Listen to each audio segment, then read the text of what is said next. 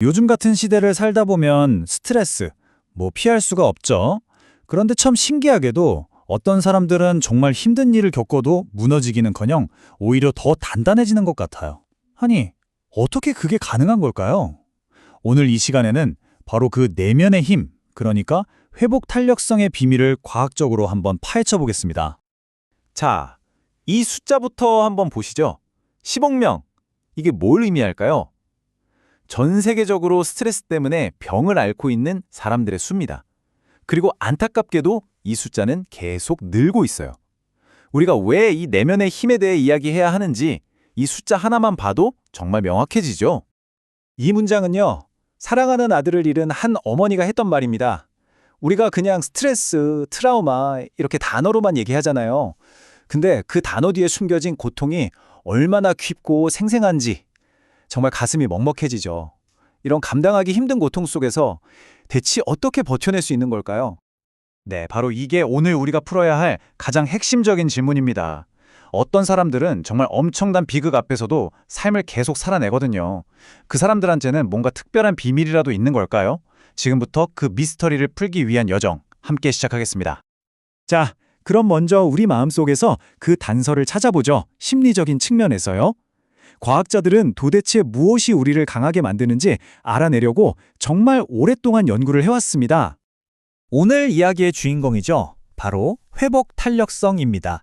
이게 그냥 단순히 역경을 견디는 걸 넘어서요. 그 경험을 딛고 오히려 성장하는 능력까지 포함하는 아주 놀라운 개념이에요. 여기서 진짜 재밌는 실험 하나를 소개해 드릴게요.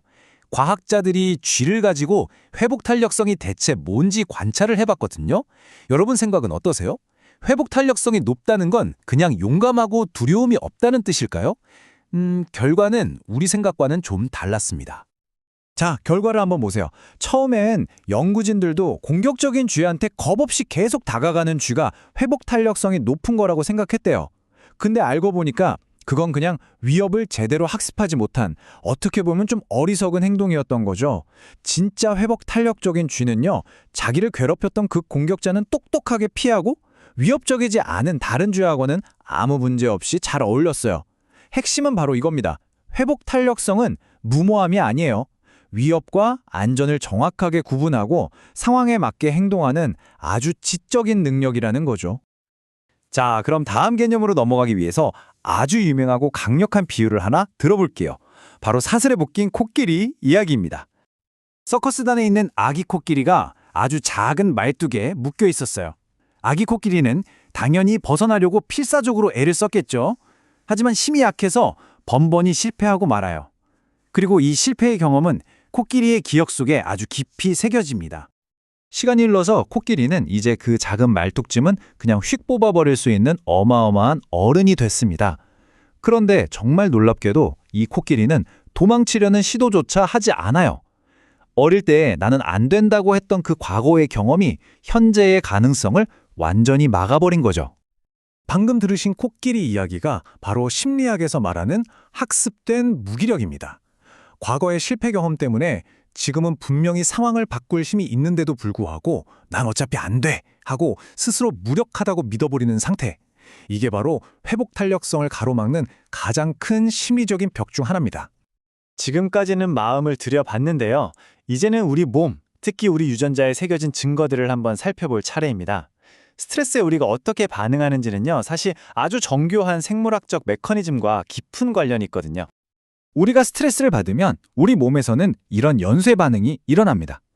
HPA 축이라는 어려운 이름이 있는데 간단히 말해 비상벨 시스템 같은 거예요. 이 시스템을 통해서 최종적으로 코르티솔이라는 스트레스 호르몬이 나오죠. 코르티솔은 우리가 위기 상황에 대처하게 도와주는 아주 중요한 역할을 해요. 근데 문제는 이 비상벨이 한번 울리고 나서 제대로 꺼지지가 않을 때 생깁니다.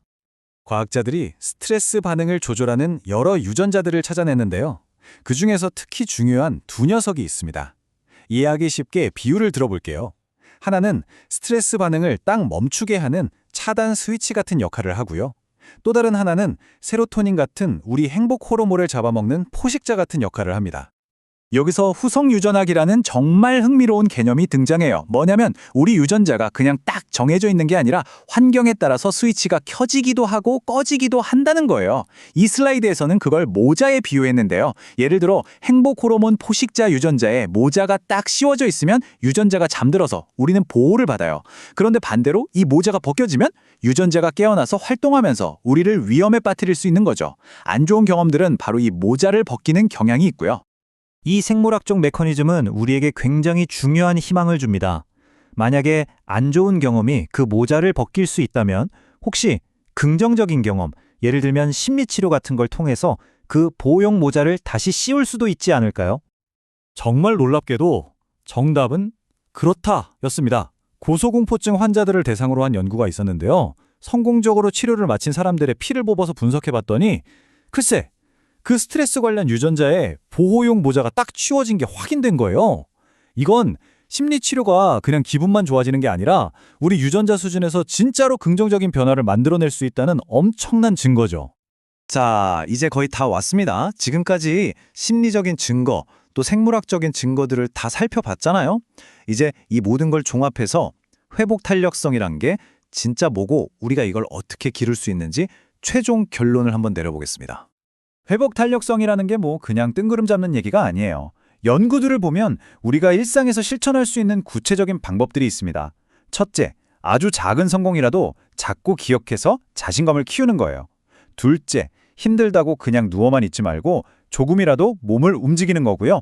셋째, 어떤 안 좋은 일에 대해서 이건 완전 실패야 라고 단정 짓지 말고 여기서 뭘 배울 수 있을까 하고 다른 관점으로 보려고 노력하는 겁니다. 그리고 제일 중요한 건데요. 스트레스 그 자체는 우리가 어쩔 수 없어도 그것에 대한 나의 반응은 내가 조절할 수 있다는 사실을 깨닫는 겁니다. 회복 탄력성 연구의 선구자인 보리스 슈를리크는 이렇게 말했습니다. 이게 무슨 뜻이냐면요. 회복 탄력성은 단순히 한 사람의 의지력 문제가 아니라는 거예요.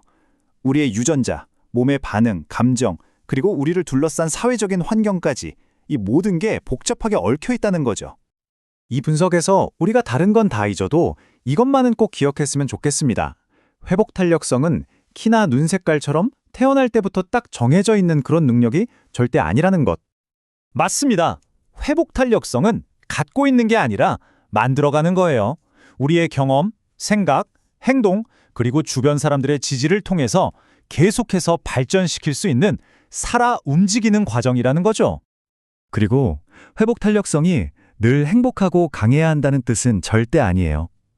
오히려 때로는 슬퍼하고 때로는 힘들어하는 내 모습을 인정하면서도 삶의 불확실하고 애매한 부분들을 피하지 않고 끌어안으면서 앞으로 나아가는 지혜에 가깝습니다.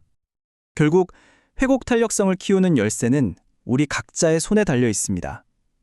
오늘 이 이야기를 통해 얻은 생각들을 바탕으로 여러분은 여러분 자신만의 내면의 힘을 어떻게 만들어 가시겠습니까? 한번 스스로에게 던져볼 중요한 질문인 것 같습니다.